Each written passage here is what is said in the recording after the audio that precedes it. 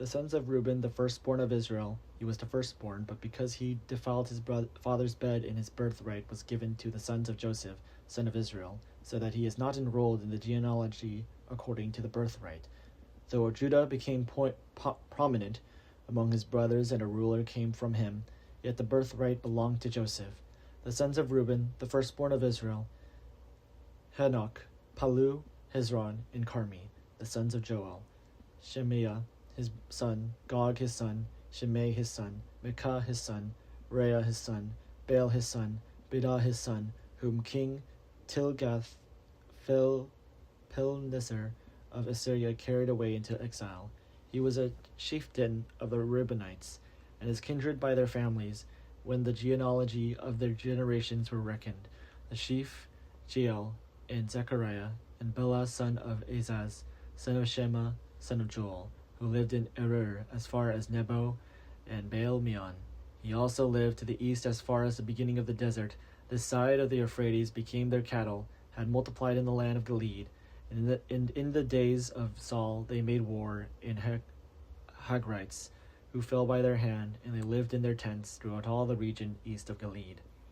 The sons of Gad lived beside them in the land of Bashan as far as Salekah, Joel the chief, Shepham the second, Jenai and Shaphat in Bashan, and their kindred according to their clans, Michael, Meshullam, Sheba, Jodai, Jachan, Ziah, and Eber, 7.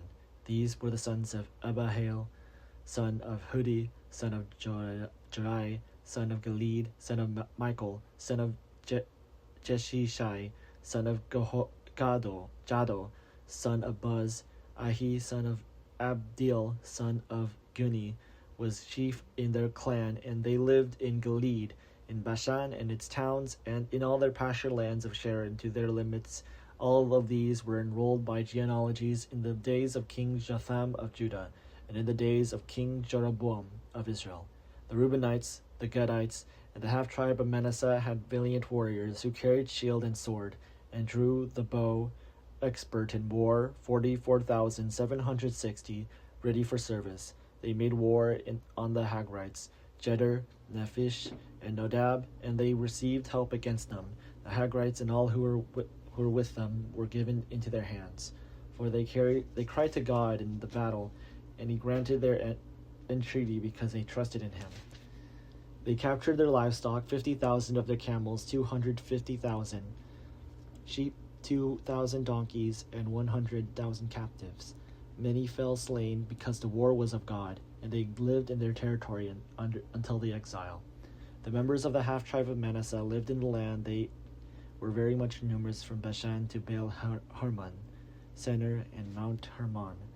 These were the heads of their clans: Epher, Ishi, Elil, Azriel, Jeremiah, Hodaviah, and Jediel, mighty warriors, famous men, heads of their clans. But they transgressed against the God of their ancestors and prostituted themselves to the gods of the peoples of the land, whom God had destroyed before them.